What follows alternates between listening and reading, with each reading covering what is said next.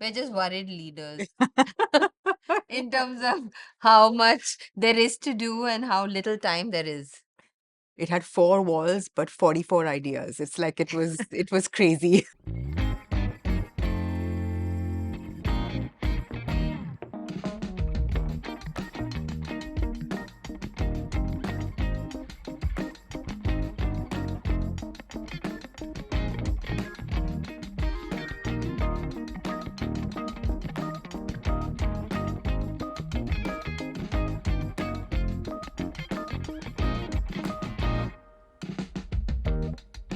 Today's episode is a celebration of strength, creativity, and boundless passion as we are joined not by one but two phenomenal women. These headstrong pioneers are architects who live and breathe design, where building is their first and forever love. One channels powerful alpha energy, while the other embodies the spirit of a bold risk taker.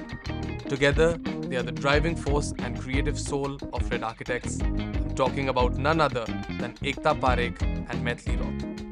I'm beyond thrilled for this conversation. It is going to be double the inspiration, double the wisdom, and yes, double the fun.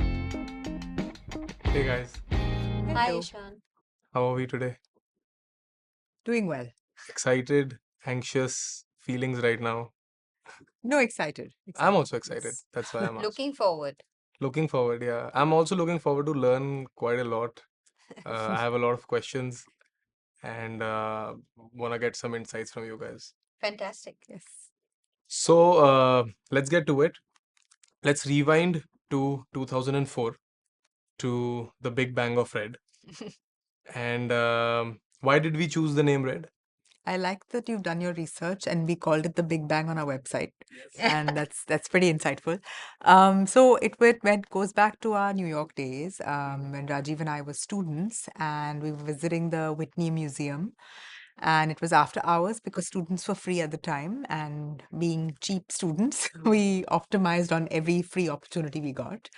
It was an exhibit on typography. And it had a whole bunch of postcards with different names and context on them.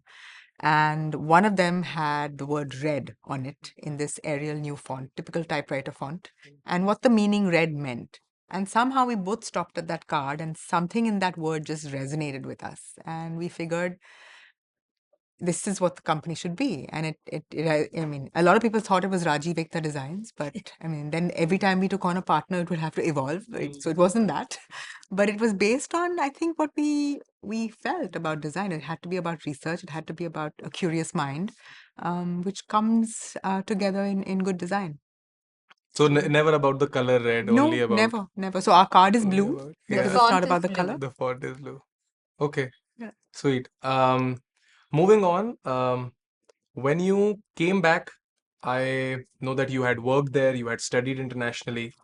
I wanted to know, because your first project was a bathroom, Yes. was it more of okay, let's go, I'm gonna kill it, and I'm gonna grow from here, or was it like, oh no, after handling big projects, I gotta start again? No, no, it was let's go kill it. And if I had, I mean, really, I wish I had documented that bathroom because I Yeah. think it had 4 walls but 44 ideas. It's like it was crazy. It's like we felt like we had to do everything that we had studied in the last few years in that bathroom. So it was crazy. But I think it was so fun because it was something that you did completely on your own terms. You made a ton of mistakes even then, but I mean, I think if we have something to be proud of was that 2 years later, when that client bought their new house, they came back to us and said, you know, we should give you a better opportunity because you did a bathroom for us, and I think you put so much thought into it.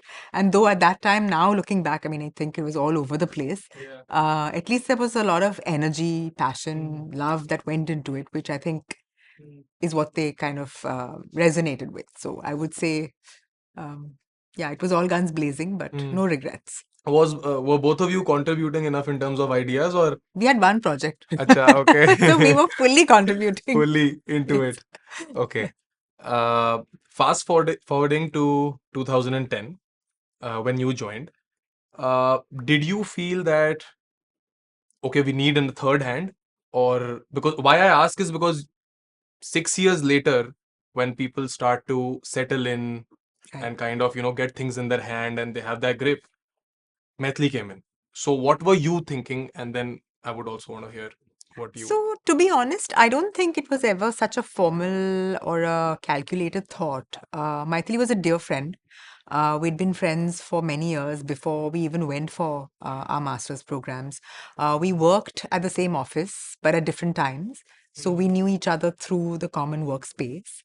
And we'd hung out through common friends in Bombay. So, we knew her. And I think when we were in New York, she lived with two of my best friends, and we just got really close and tight as a as a community. So it was somebody you had known, you'd hung out with for many years. She was moving back. It was a very casual. She came in saying, "Hey." Um, she was doing some work on her own at that point, and then I think she had kids earlier. But I'll let her talk about her story. But when she came to us, it was very casual and said that, "Listen, I'm looking to do something," and it wasn't even that. I think I don't even think you actually came and said, "Can I join you?" It was almost like she came in for a conversation. I think we ended by saying, "Yeah, I think let's work together because why not?" Yeah, they say that you can't mix business and With friends, pleasure. yeah.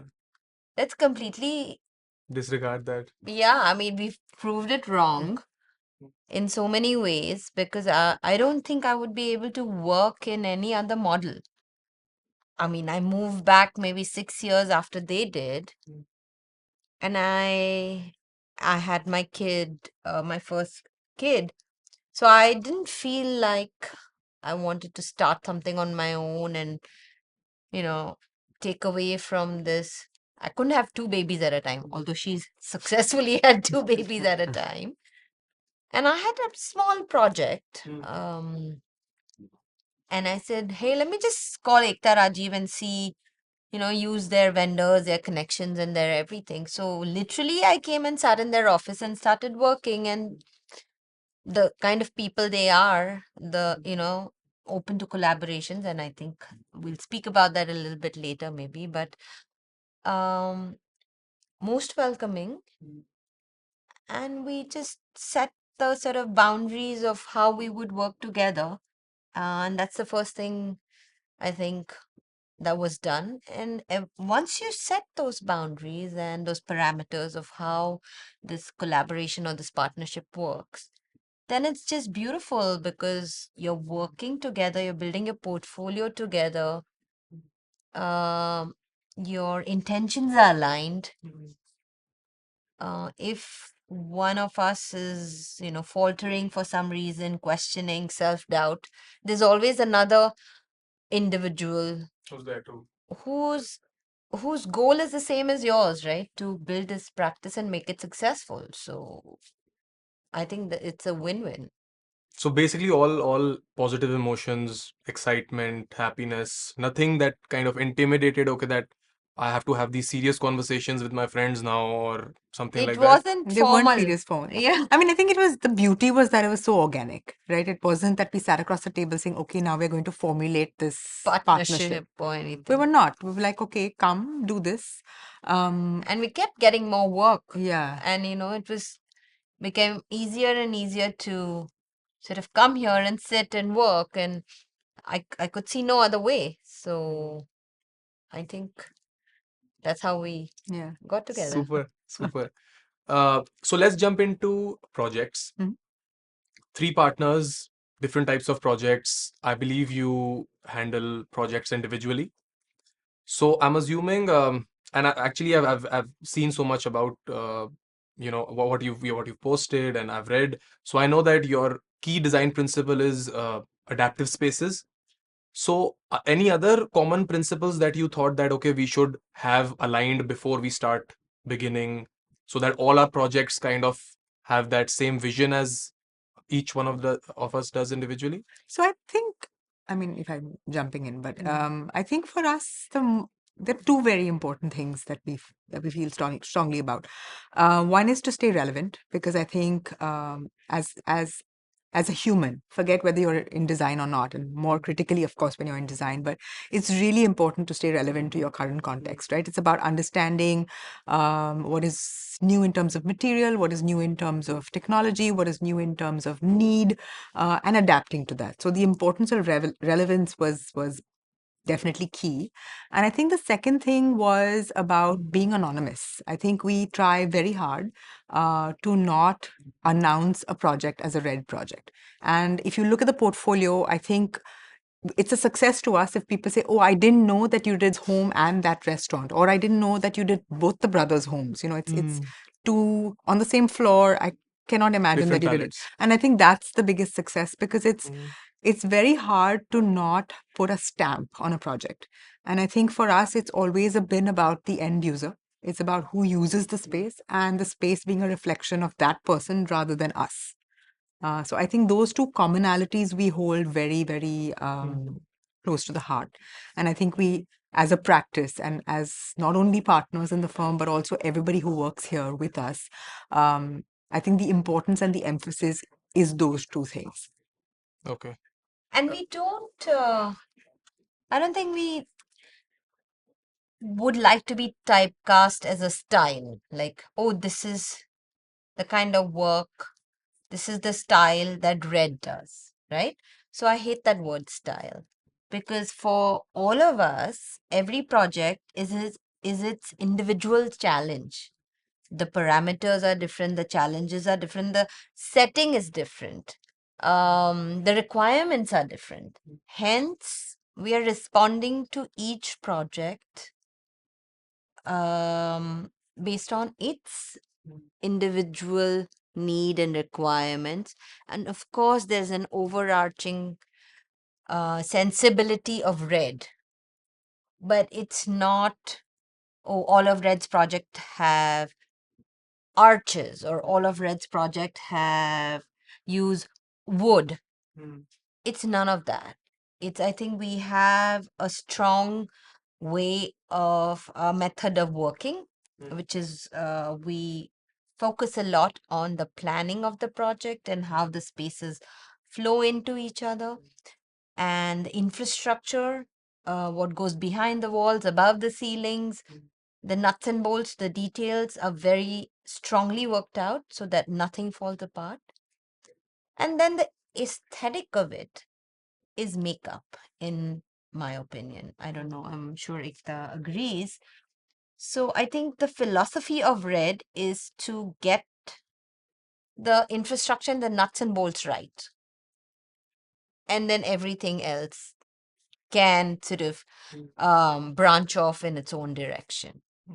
No, so this is interesting because uh, then how do you split up your projects? Do you say, okay, this is your zone, this is your strength, or I'm too busy right now to handle another Yeah, one, it's something like it's that? pretty much like that. I mean, I think Okay. when it started out, it was so like Maithili walked in with one or two projects at the time when she did. And I think everything that came out of those projects, because it's always word of mouth in our industry, so everything that came out of those would automatically just gravitate towards her. But I think the beauty of working with friends and when you're so open and just, it's just an open book, is that if she is too busy to take something else on, she will just say, "Hey, listen, I need somebody else to step in." And I think then it's just about doing an initial client meeting where you kind of say, "I'm going to kind of oversee this for the bit till you get comfortable with my other partner," and then she or he will take over. So it's really that. It's about how busy you are, how much you want to take on. I mean, I think for the longest time, even now, I think both of us do a lot less traveling than Rajiv does because we had our kids earlier. I mean, you know, at some point, and I think just biologically you need to be here, whereas he didn't. And now I think we're both in that place where we can travel more. But otherwise, it was very, very, it was simple. It's like, saying that I can do this and I can't do this. And that was it. Also, it's very relationship based, I guess. The clients are comfortable. How do you get a project? I mean, Instagram is new, and I think we are getting a lot of work through this wonderful new world of Instagram. Inquiries for sure. Work, I don't Inquiries, know, yeah, but inquiries, and curious people, Hmm. just questions and interaction. And Yeah. so that's opened a fabulous new world. But till 5, 3, 4 years ago, it was just relationship based, right? Word of mouth and So, relationship. yeah, so if I do a project and if the client loves it, The then families he want to recommends talk it to to other his families. friend, his Yeah. family, and then they come to me, obviously. And Mm. the same with Ekta and Rajiv. And like she said, she was being generous, but Rajiv is the busiest because he just can't stop working.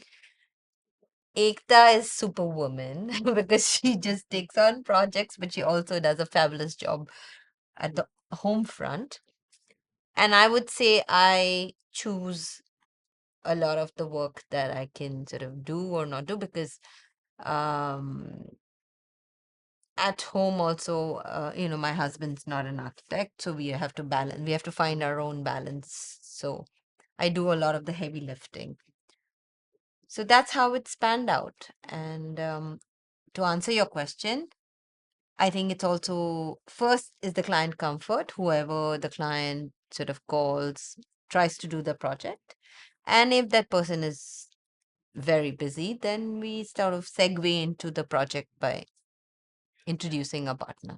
So these projects, do you guys talk to each other about what's going on, or is it more of a solo kind of a No, no. I think there is definitely an overall discussion? discussion.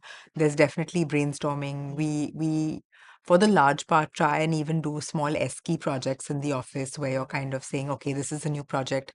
How would you tackle it? And it's almost like you don't That's want interesting. one team to know what the other team is doing. Almost like let's come up with whatever we can, and and it's in and though we are aligned in thought, sometimes you will just deal with a site differently, right? You will deal with the parameters of that site differently. You'll read into program differently, or you will interpret the program and you will filter through and make your own deductions differently. So I think it's important to do that because, I mean, we have the advantage of having a good sized studio Yeah. with very talented people. And I think we're really fortunate and grateful for that. And I think we've had some people on our team now for the last anywhere from, I think us, the seniors on our team are anywhere between 8 years to 14 years with us, 14, 15 years. And I think they really have grown with us. So I think it's important to throw it out there to Yeah. come. And sometimes you'll be amazed at what somebody comes up with. And sometimes it's even nice to have like a fresher fresh out of college because they're not jaded by the real Yeah. world. They're not jaded No by boundaries, kind of. I can do exactly, whatever right? I I can do what I want. want. It's Yeah. like today I'm thinking about, oh, but how will I build it? So maybe I don't draw it. But he's like, oh, I'll just build it somehow. Like, or somebody, a senior, will figure this out. Yeah. But I think that's the beauty of a collaborative practice within the studio as well. So it's yeah, wouldn't you? I mean, Yeah, I mean, the idea is that there's not just three silos of us. There's Hmm. like there are so many eyes and ears. yeah. Like the entire offices are, Hmm. Ekta says, goes to a sort of a fair and says, "Oh, Ishan is doing fantastic work." So then I look you up. So there's so much sharing of information and there's so much porosity within the team. We have a group. When someone finds something interesting, we put it on that group. And then, whenever I have the time, I'd go and check out that. And I think that is our wealth, so to speak, because we are feeding off each other. That was actually my next question. That with three people, different schedules, different client meetings, how is experimenting, researching, different ideas getting, communicated with each other? Because I think that's also what will keep the firm's vision intact. And it's always good to learn and, have these things that, okay, my peers are learning and all these Right. people are learning. So it's a good, I think that's good. But the first thing that needs to go is ego. Yes. That's like the biggest organ of your body, which will stop you from learning. Mm. And I think, as far as the three of us are concerned, we know each other so well that there is no question of the need to prove. When does ego come into the picture? Is when you need to prove a point to someone or need to prove a standing or you feel insecure. So I think that's completely Mm. not the case amongst the three of us. There is no insecurity. I Touch think wood. because of the friendship that's been, the Yeah. long history and the And also, informality at a young age, and maybe. I think as a choice, we made a choice when we were approached for publications to say that, and I think for the longest time we got a lot of resistance for this, saying that we need a project lead on Lead. it or a project head on this, and I'm like, no, we don't do that, and we'd like to include not just us but the whole team who worked on this project, because they don't just happen because three of us sit down and get them, right? It's like it happens because you are as strong as your team. And I think that's a really tagline that most 100%. people should live by, because um I mean, there's still kids in the studio, it's late at night, they're still working. We have a presentation tomorrow morning at 9, but it's not going to get done unless they're here. So I think there needs to be acknowledgement of that. And I think the projects have always gone out as a red project. It's not an individual project. And I think we've made a conscious choice. I think in print, unfortunately, we can't put a group picture of everybody, so it lands up being three of us. But I think on our social media or anything that we put out there, it's always by the people on the whole team. And I think that's how it should be, right? It's like it's everybody needs their due respect for the effort and time put in. No, I like the fact that you're emphasizing on this unity, Right. uh, which makes me wonder that what happens when a client is pushy about, okay, I want to work with Ekta, Hmm. and for some reason you can't work, Right. and then you say, okay, maybe Rajiv will work or maybe Maithili will work. So what happens then? How easy is it for you to kind of convince the client that, okay, you know, she's as good as me, you're Right. in good hands, whatever. So I think it's a little bit of initial handholding, to be Hmm. honest. Yeah. You just do a few common meetings together. It's not like it's not happened. In fact, I'll give you a funny example where we were doing a home, not large at all, definitely not large by Delhi standards. It was about 5,000 square feet, and I In started it Bombay, in Bombay. Many moons ago. large This by was, Bombay standards. I mean, now homes in Bombay are getting No. ridiculous, but but I think Yeah. this was 7, 8 years back. No, it was, I think, 12 years back when my kids are So then 12, very large. right? But it was 5,000 square feet, and I was doing the project, and I got pregnant at the time, and I was going to have twins. And at beyond the seventh month, I mean, I literally could not move because I was just large, right? Too large. So somebody had to take over. And they'd seen Rajiv in and out through the process, and kind of, I had to, I mean, we made the introduction, and he took it on. Funnily enough, I had my kids. I came back to work. The project was still going on. It was just one of those. And at which point Rajiv said, I think now you need to take it back. So literally Wow. that project has gone from me to him, back to Back. me to finish it. But it was smooth because there's conversation, and it's not like if it's Maithili's client and she can't take the project on for some time, it's not like she's not available. It's not like she's up and left the country, right? It's like she's there. If you want her opinion, she can sit in on a meeting or two. It's just not efficient to have two leads on the project, Yeah. because it's, you're in this Yeah. design profession. There is no right answer. It's subjective. Today you decide to pick a black and white theme, or you decide to pick a monochrome theme. There's nobody to question it other than the fact that your client is answering that question on whether there is an aesthetic appreciation of that or not, Whether they're right? So happy you, about it or yeah, not. and Yeah. in joint families, I mean, when you're doing homes, it's like how 14 people. many people are there, and then you add to that 2 and 3 designers. It's just messy. So I think Khichdi. they get it. Yeah, at some point, I think when you just handhold, they're like, okay, chalo. Yeah. And the beauty of WhatsApp groups is that everybody can be on the Everybody, group. yes, And then the true. person who starts speaking the most, like, Rajiv is on the group, I'm on the group, and the client is asking questions. I'm answering. So naturally, Yes. slowly, how the river changes its course. So it's not, again, it's never would be like, oh, from tomorrow, Yeah. Maithili is going to answer your questions or Ekta is going to take them. No, but you sort of navigate the course slowly in such a way that eventually the person who's giving you the answers or who's responding to you is the one you communicate with and you build that trust with. So I don't think we've had such a major issue with this problem. Great. How about you? You should tell us. Yeah. Y'all are three of you. But we are in different verticals completely. So mom is the vision, and whatever she designs is mine and dad's job to kind of execute. Okay. Whereas dad is more towards production and finance. I have happily joined in last year, Mhm. and it's been a year now. So learned learned more than did, I would say. Um, Marketing, sales, a lot of QC, different stuff in operations, back end production, all those things. But design wise and vision wise, I think mom is flying solo. Right. I think I am blessed to like what she does and not come in the way. It's beautiful stuff. It is. So I agree. And well detailed, well crafted. So who's got the easiest job? who's got the easiest job? Right now, me. Yeah. Yes. Right now, me. But eventually, I would, give them the back seat slowly and slowly, and make it more of a fun thing for them to kind True. of True. come to and enjoy. Because right now, sometimes it actually gets hectic. There are you're in manufacturing, and you have to.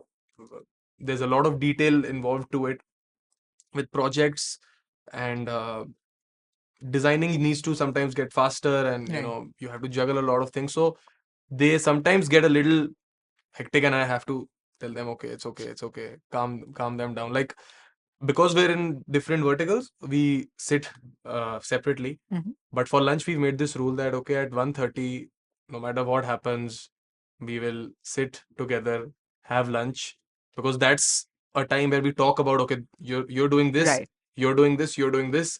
Is this okay? Is this okay? Is this okay? Right. And now I'm very happy that they include me in that discussion. Mm. At a young age, they Right. include me in that discussion, and they say, okay, you tell me, you think this is okay? Mm. And that's Right. that's how it Nice. kind of goes. Nice. Yeah. See, we all figure out our rhythm, right? Do Uh, it. yeah. So let's talk about this beautiful space. And we've also recently done our space. Mhm. So I have some uh, things that I have up in my mind that, okay, these were the challenges, these were the obstacles Right. that we faced. You tell me, how has this journey been of making this space? What are your favorite corners? Where do you spend most time? I think this journey has been about pure joy and passion. It's a passion project. We did not need to move. We were in a space 7 years back, which was less than half this size, and we were fine. We were fitting just fine. Rajiv had this project but he was visiting. We had this project in Estonia, in Tallinn, and he was visiting the local architects there. And at that point, he's a biker, so he had seen I these. see the bike. You see the bike, yeah. So he had seen these beautiful bikes parked outside this sort of studio space, and out of curiosity, he just walked in, and it was a design studio. It was not, I don't think it was interior design or something, but it was one of those design places. Like, it must have been just maybe product, maybe whatever. And he had just fallen in love with that space. And he came back and he looks at us and says, "We need to find a space like this in Bombay." And we're like, "Yeah, okay, fine. This is the new thing." Like, he has a bee in his bonnet, and anybody who knows him knows that. So he had this mission of finding this sort of old, decrepit space. I think it was just meant to be, because I think he called our broker, and I think within the first couple of weeks of looking, not even seriously, because we were just like not even interested at that point. We're like, okay, you do what you have to do, and then we'll figure. He said, "Come see the space. It's damn cool." And when we came here, I think we wanted to see the space upstairs. We have a fashion designer who's upstairs, because it's an old garment warehouse, and the upstairs has a pitched ceiling, and the floor is a wooden floor, and it's built out of natural timber construction. So it's like any architect's dream, right? It's like these warehouse spaces. So we had come to convince him to give us that space, and then he can rent somewhere else. But of course, that was not going to happen. But I think when we walked into the space below where we are, I think it was a dump. I think when we did the initial, like the puja to say, okay, we're going to start work here, our parents thought we were nuts. Like, we were leaving this glass box building in Lower Parel, clean, had decent, you know, amenities, elevator, whatever. It checked all the boxes on a office Yeah. space. But we didn't want an office space. We wanted a studio space, right? And I think that's what the difference in definition Yeah. was. Yeah. And I think from there, it's just been, I think at some point we had to tell ourselves, like, listen, we need to stop working on our office and just actually do work that's going to bring in the money to facilitate, Yeah. sustaining this. It It's, actually took us a lot of time ourselves because you're uh, kind of innovating and thinking, "Yeah, acha, ye bhi ho sakta hai, and we can yeah, add this and okay, our project, so let's cancel this and let's add right. this. You can push it, delay But it. We'll go with this place, the studio is like a lab. yeah, Yeah, yeah. It's it is. ever changing. You I can saw the imagine. courtyard, Yes. I can imagine. I can which imagine. was my favorite part and everyone's favorite piece. It's dug up right now But because it's we want to make it eventually a gonna garden, yeah. right? Yeah. So I think we use this space like a lab with lots of experiments with materiality. It's ever changing. So it's never done. Whether it's furniture, whether it's how two materials fit together, whether it's lighting. Now we have this giant projector. The grandiose ideas are always Rajiv's. I want this giant projector, this big music system, this high tech. Now we have a 3D printer also. So it's always evolving. But say, I think of a lamp I want to make. Then this is the place to sort of make it and just, test it out. So even if the smaller ideas, actually there's a lot of little design ideas that have gone into the space. But first when you walk into it, you're like overwhelmed with how much is going on. But So you there's don't notice the yeah, smaller ones. there are Mm. lots of little details that have gone into the space. Some get lost, some are, Yeah. timeless. Mm. So it's ever evolving, I want to say. I think for me the favorite part was your cabin, and especially because of Boxing. two things: the boxing and the Iron Man. So those two are my favorite in your office. Apart from your cabins, where do you usually spend most time, or are you usually seated in your cabins during the day? No, I think it's a mixed bag. It depends on the day, Mm. depends on selections, depends on meetings. Mm. I think I would like to use the library space more. I think I don't. It is actually a really nice, quiet space to sit. It's even a space where you can do a meeting. But I think almost everywhere. I think the literally we actually have cabins, to be honest, for times when you need to have a conversation which needs privacy, or sometimes it's just because everything else is like there's always music playing in the studio, which is why we have to shoot in the night. But it is a studio space, so in the sense Yeah. I don't want to tell somebody to switch it off or to reduce the volume if I don't like the song. So it's like those kind of things where I can shut my door. But Mm. otherwise, I think as a studio and as a people, so to speak, I think Not very we're formal. not formal at all. Like, and I think like so we have these pedestals which we've just changed recently because of um too many stability issues. But basically, the pedestal which keeps everybody's files and say their bag and their lunch bag and everything together is on casters, and it has a little cushion on top of it, because the idea was otherwise people are constantly pulling chairs from here to there. Then you have a huddle of chairs here. Then you want to pull those chairs back. Here, if I want to have a chat with somebody, if it's Just taking longer, just pull out the pedestal, sit on it. sit on it. It's like so it's developed. I think That's one of the little things the that little things, has and those been are things thought you will about. discover as you Yeah, as you find out. yeah, But sweet. Um, Moving on. Another thing that I've noticed about me in the last year is that I spend time with mom, so I learn. I have some design wisdom going inside me. I spend some time with dad, so I have some finance and production wisdom going inside me. What are some of the uh, design theories or philosophies or whatever design bits that you have learned from each other over the years? Maybe that you had and she learned over time, or you had and you kind of grasped it For over me, time. it's very clear that working with these two has taught me how to um, broaden your horizons in terms of possibilities. Mm. Like, it's not just the way, like, I think they have taught me that you have to remain relevant, like she was talking about, when, for example, when, just to say, this is not nothing to do with the actual design, but when Instagram came on the scene or when social media came on the scene, it was these two who sort of, pushed the agenda Start. to,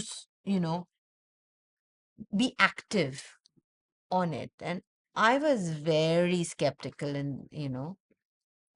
and still you will see that they are more active than I am. Just the idea, just this openness of putting your faith into something new or a new person, or taking their word for it that they will deliver, so you're able to collaborate, giving them a chance to prove that what they're saying they can actually do.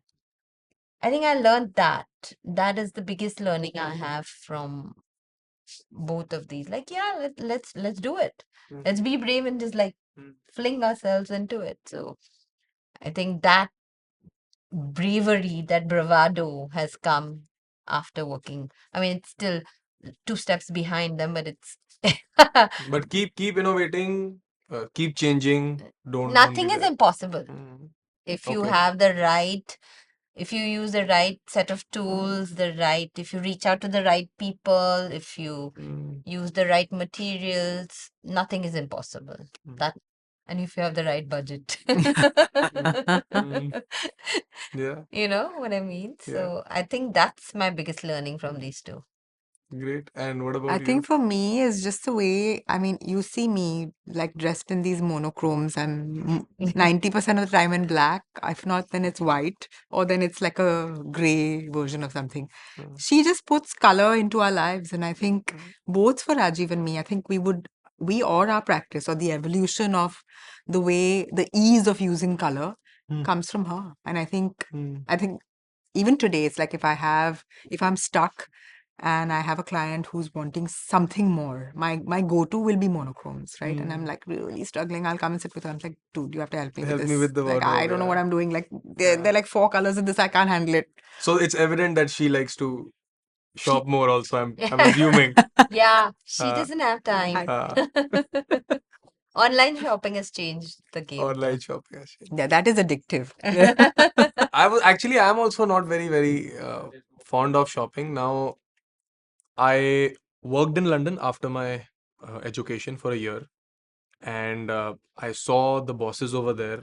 Now I'm back. I see my parents as bosses also sometimes, and I'm kind of like learning what a good leader should eventually. How should I become a good leader eventually, right? So I want to know how you guys are, leaders in your office. How are you handling your teams? Are you angry leaders? Are you happy leaders? Are you motivating leaders? I think our Basically. team just left. We should ask them what kind of leaders we are. We're just worried leaders in terms of how much there is to do and how little time there is. I, Honestly, I think we try and build camaraderie, confidence amongst the team. And the idea is that it's not Ekta or Maithili who will do everything. And like she said, we are blessed with some really senior people who can run the project from start to finish without us, but we are very involved in so far. And the idea is that, going forward, make them bring in more work. So I don't think we are hung up on being the only go-to person in every project, and quite the opposite, because unless you empower more people, how are you able to get more work in, there is only so much time in your life. So I think the idea is that we get yeah. more people to take on more. Yeah, I think it's I mean exactly what she said. I mean, I think it's about not putting designation or hierarchy And I think we were very successful pre-COVID to not put hierarchy into the system in our studio. And Okay, at the time interesting. of interviews, we used to actually say that we don't have a system where, because you've come in straight out of college, you will only be drafting. The more you do, the more you get to do. If you're idle and you come and tell me I'm free, I'll throw 10 things at you because it's there for the taking. And I think it's something that we really live by. And though now, I mean, pre-COVID, we had to work offline and it was just easier. Sometimes it's, when you're working with interns, you need to touch, feel materials. We were out of the studio for 6 months. It was kind of hard to do that. So, and of course, we have people, like I said earlier, who've been with us for anywhere between 8 years to 15 years. So they are leads on the project. But I think every person on a project gets involved in all aspects of the project, whether it's initial client meeting, understanding the brief, coming up with a design idea, Presentations, presentation, drafting. mood boarding, costing, all the way up to documentation, styling, and photographing the project. You have to do it end to end.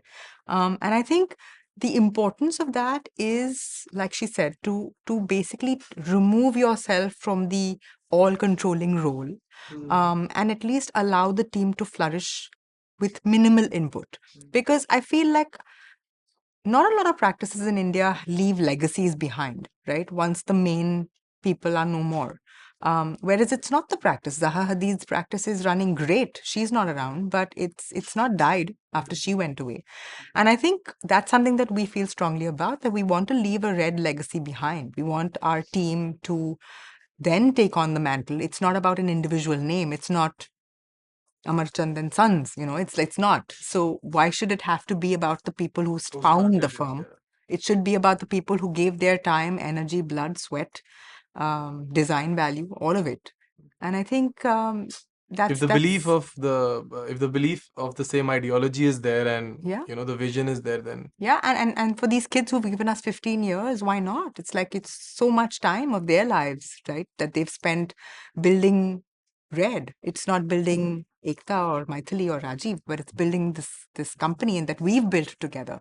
And I think that if they feel the importance of that or the beauty of that is when they'll, you'll kind of give it that importance that it's due. So I think the leader name should vanish soon, and it should be about collaborative practices, trying to work towards a common goal. And we well, have, well put, well put. yeah, and we have, sometimes the team, they bring in the project. We've had a couple of, we encourage that. And then they run it under the red name, and then they are the lead on the project. So it's not, I mean, we are there for support, obviously. So we have that option as well for whoever wants to join. No, I so I also think that uh, a vision that you have just described, of this openness, collaborative work environment, I think that is also very necessary to hire the right people today, because people are looking for a place like that to work in. And you know we at Within just got HR some time back to kind of ensure that everyone is happy, work culture is happy, design is happening, but everyone is generally happy. And I think one way of kind of doing that is what you just described right now, about providing the legacy Right, and letting it flow, and you're not restricting it to just yourself. And right. I think that's I one mean, way to do because it. in design, like whether it's, product like how you all make or spaces like we do, I think the freedom of choice to be able to do what you want is what everybody looks for. And why not do it in the work environment you're in? Then you won't need to ever find your own workspace, right? Because this is your own. And that's just the difference. uh, After listening to a lot of your stories, I would call you guys groundbreakers in the industry of design. You're very uh, kind. Yeah. uh, and it's a space which is not very easy to navigate. I would also think, especially for women. Mhm. um, do you have any uh, challenges that you remember, or obstacles that came in your way, um, because of being a woman in the industry, You. especially in architecture. I would say I have some examples that I know Mhm. that mom had also Right. shared with me. So do you have any? I think not, because it's not that I was standing on top of a, you know, like like a building project, constructing 60 floors, which traditionally is looked at as a male dominated field, the field of engineering. What I tend to do is more architecture, interior design, and at that scale, the scales of projects that I work on are more intimate. I think a woman's insight is uh, is more respected or more Okay. Valued, so to speak. Yes, at site sometimes you'd have, uh, the contractor not looking at you and talking to you. But we work with the kind of contractors we work with have been working with us for years. So So that comfort has also yeah, been built. I don't think in the last 10, 12 years, in my recent memory, I've had any issue. And I can't remember. I think you've had a few Initial hiccups. initial, which you probably talk about, but I've been fortunate. I haven't faced that kind of discrimination, so to speak, where, somebody's looking over me and speaking to the male in the room. Yeah, so with mom, when she initially did architecture, she used to tell me that uh, when she used to talk to contractors or that site, that was a problem, and they thought that okay, maybe she's not the boss, and Right. they want to talk to someone in charge, and etc. etc.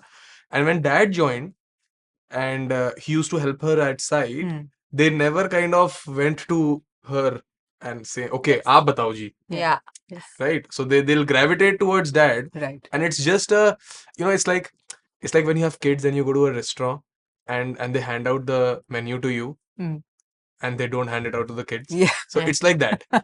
So that is a thing Right. which I think she's told me quite a few times, and I think you have also something to So say. the funny thing that you mentioned about the restaurant is because it's these boxes that you put people into, right? It's like it's this way of looking at people, life, objects that is so ingrained in our sort of society or culture that for the longest, so Rajiv is vegetarian. Stereotypes. And stereotypes. Thank you. I was looking for that word.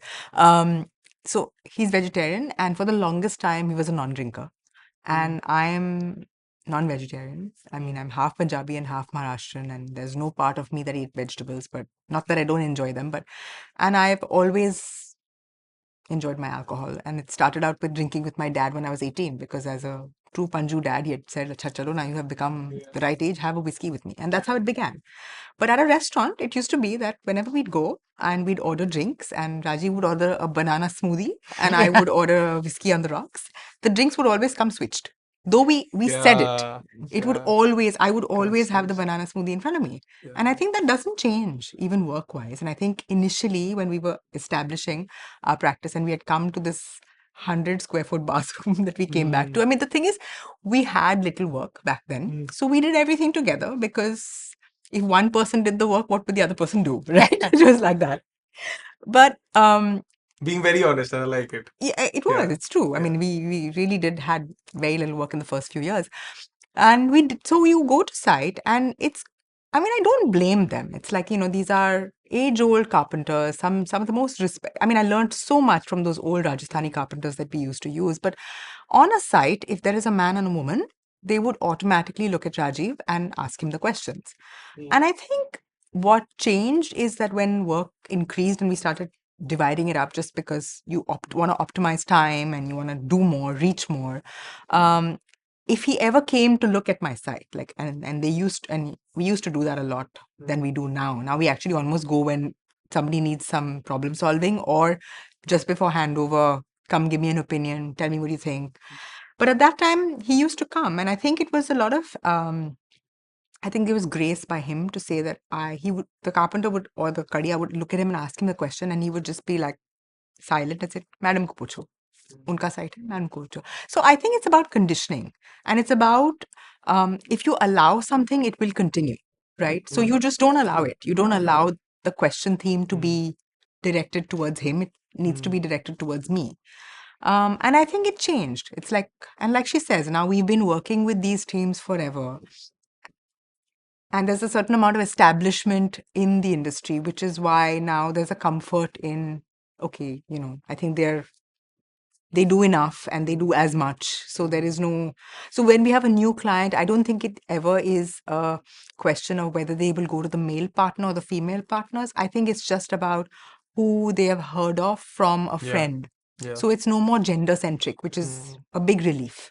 So it is changing, but I really believe that if you allow something, it will continue, and you need to put a stop to it yourself. What I honestly just took from this conversation is the restaurant thing. I really can't believe that It's true though.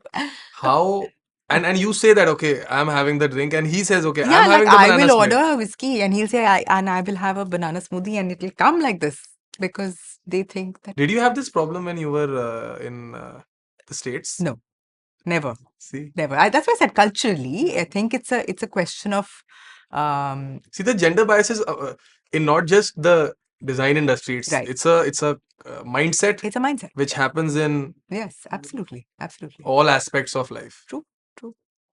Any pieces of advice for women who are starting out their design career in general to maybe look out for, or any suggestions, or you think it's changing or and it'll get better? I think it's getting, I mean, to be honest, now when people ask me to be on a panel, and I've been on enough panels of women in design, I feel like we need to move away from the conversation of women in design. It just needs to be about people in design. The minute you celebrate Women's Day, the minute you celebrate a woman's accomplishment, I'm like, why does it need to be celebrated? It is a person who is studied in design and is doing what they need to do. So I think we need to stop it as women to say that I don't want to be a part of this. Extra celebration, Yes, that extra spotlight of yes, okay, yes. which I is mean, normal, but it's being perceived as something. yes, because of a level of inequality that existed in the Yeah. past. I mean, we're not there right now. So why do it? Like I have two twin girls, and they tie each other a rakhi for Raksha Bandhan.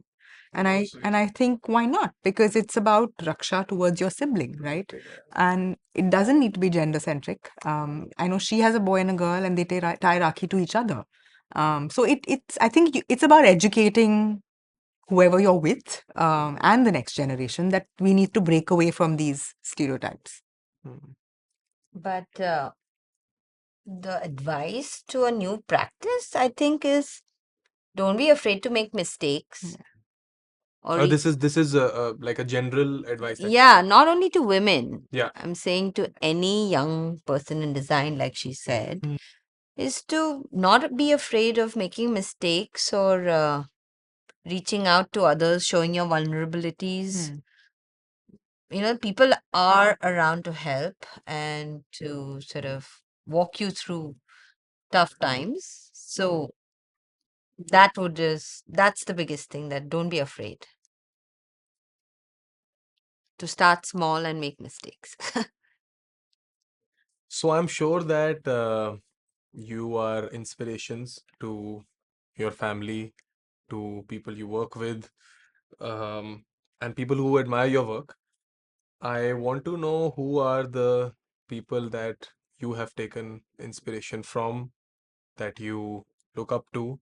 They could be in the past or the present, who have kind of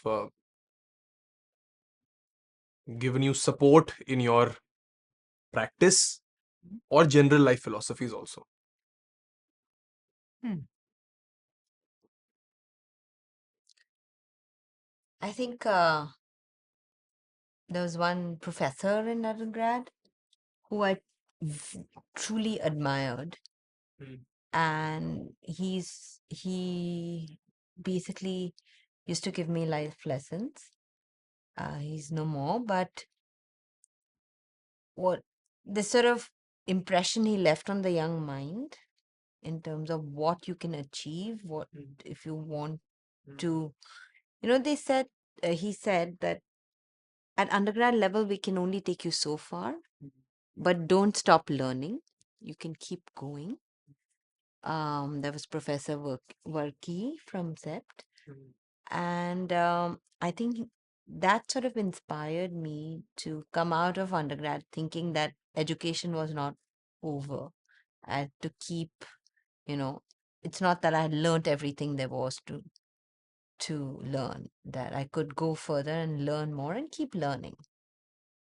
And in terms of family, it's always the parents, I think, who have never sort of put any boundaries, made me feel like, again, I had a brother, the younger one, never made sort of any distinction in terms of, oh, you're young, you don't need to do, it's fine. They pushed me as much as they pushed the firstborn. So, I realized that's what sort of made me the person who I am. Great. And what about you? So I think since we're talking about family, I think so my mom used to always say she was a surgeon and she stopped working over COVID because not because health didn't permit. She was 76, but I think it was just a tough time at that age to be in the medical field because you were expected to do so much. And I think at 76 we were all afraid of her health and therefore made her quit, which she didn't speak to me for 2 months because of that, but that's a different story. But she always believed that, and she ran the household and she did everything, right? So she was superwoman for me. And she says, she never used the word "I am tired," never. And if I tell her I came home from school, I'm like, Mama, I'm like, I'm tired. She's like, I don't understand what that means. So I think this constant energy to go on and comes from that. It's years of conditioning to not know what it is to feel tired because you just don't allow your mind to think it.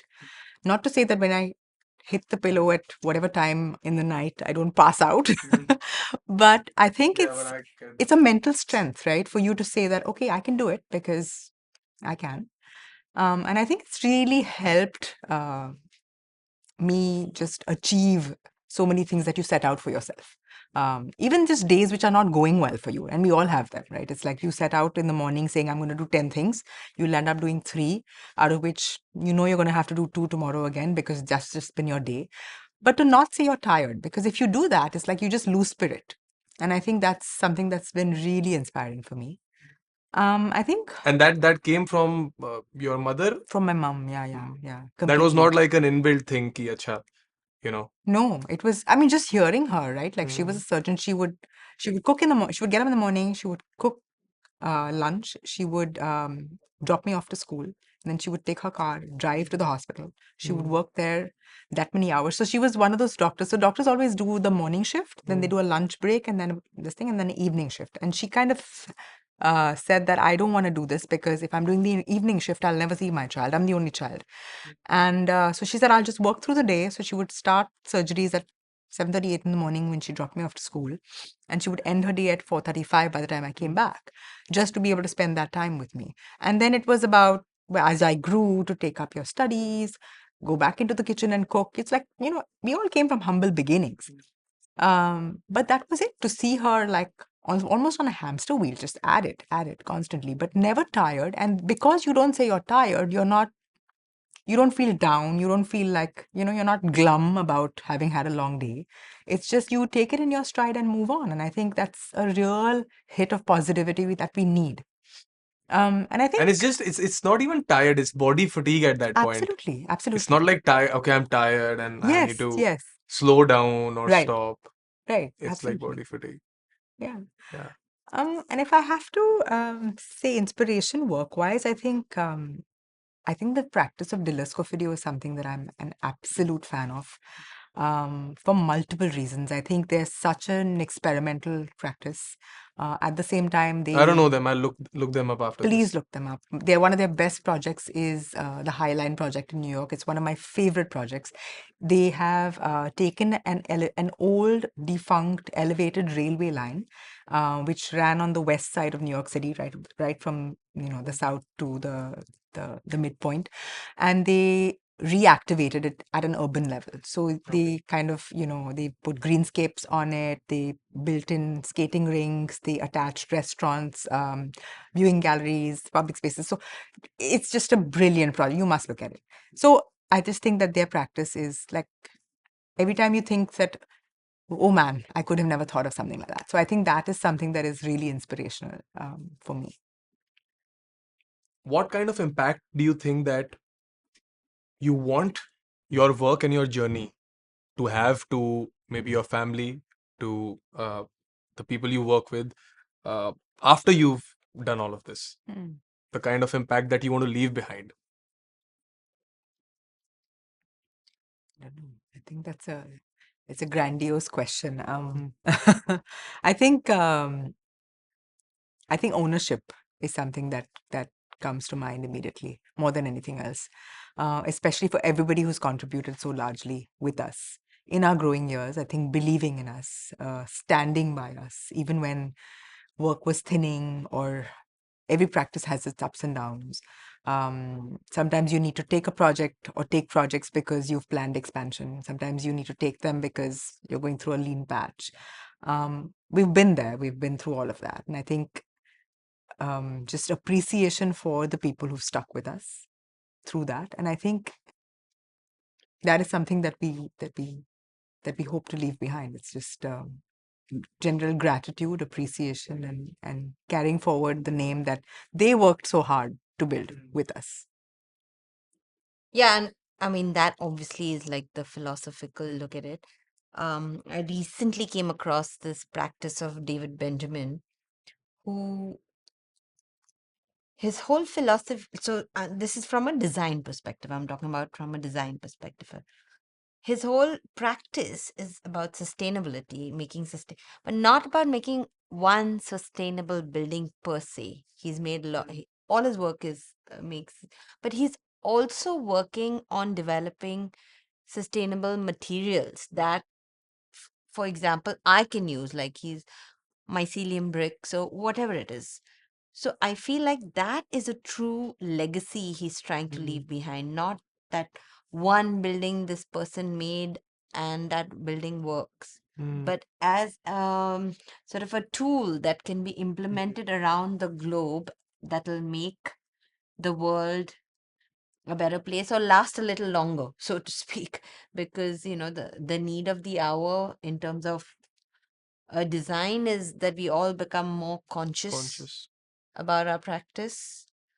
I can't say I've made large forays in this field, but I'm inspired. I'm inspired after listening to such dialogue, discourse, and I hope at some level we as a practice can leave a little bit of that legacy in terms of Conscious building. conscious building, permanence.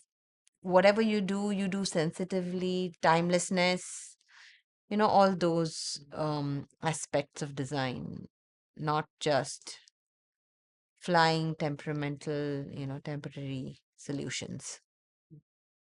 I think this conversation also has had an impact on me, and what I've really taken back is, uh, aside from the design sensibilities, are just the collaboration part, the letting your ego go part, the working with everyone part, and basically it coming out as uh, a practice which is there for people to learn, work, enjoy, rather than, okay, it's a 9 to 5 and Yes. काम करो and go back.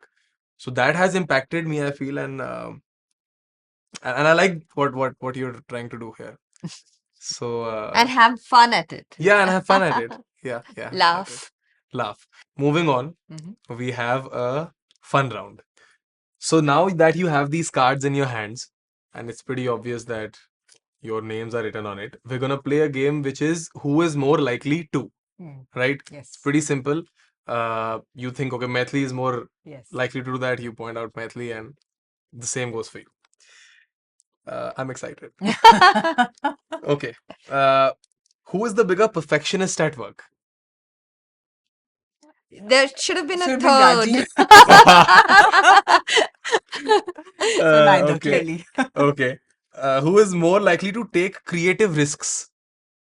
Both of us. Yeah, I think Both. Both. Okay. Who spends more time on site?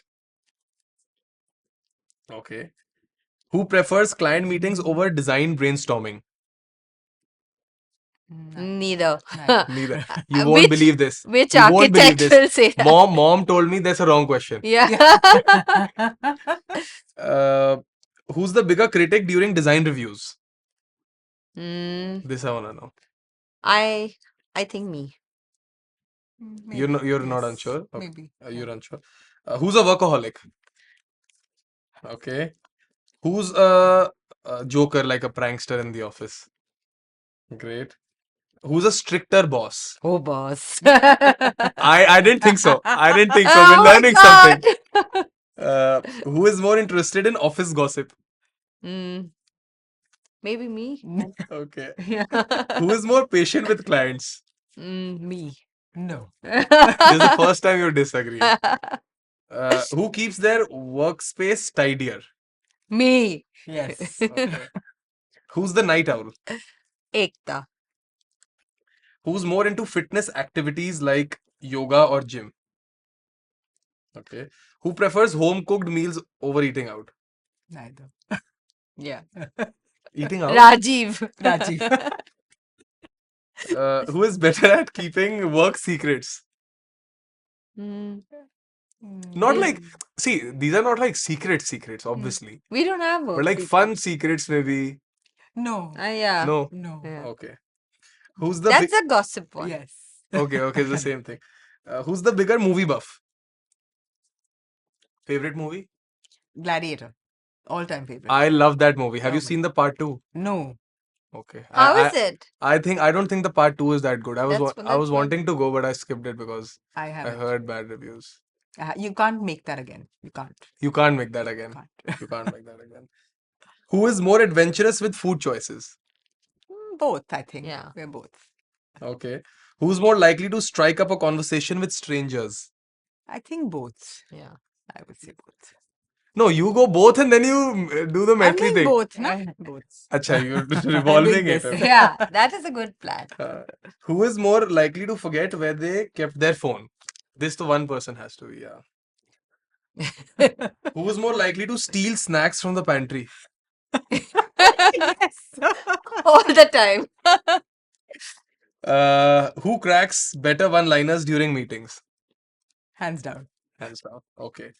Thank you guys. We are done This with was fun. the. Hey, this was really fun. Can we keep these? Yes, you may, because I would like you to remember this. May I also express my gratitude for letting me have these conversations with you. Well, this And was a lot of fun. thank you. I learned a lot, and I think we have something Ooh, that we would like to presents. Christmas give came out. you, Thank you. and A another sweet one. From within. So we've Beautiful. It's like the Oscar. I want to thank. looks like the Oscar. I would I love the also name, by the way. Yeah. It's really Warm nice. Hearts, Steel Minds. Yeah. I would also request you to sign a keepsake for me Of that I will course. cherish and keep in my office like you keep your boxing pad.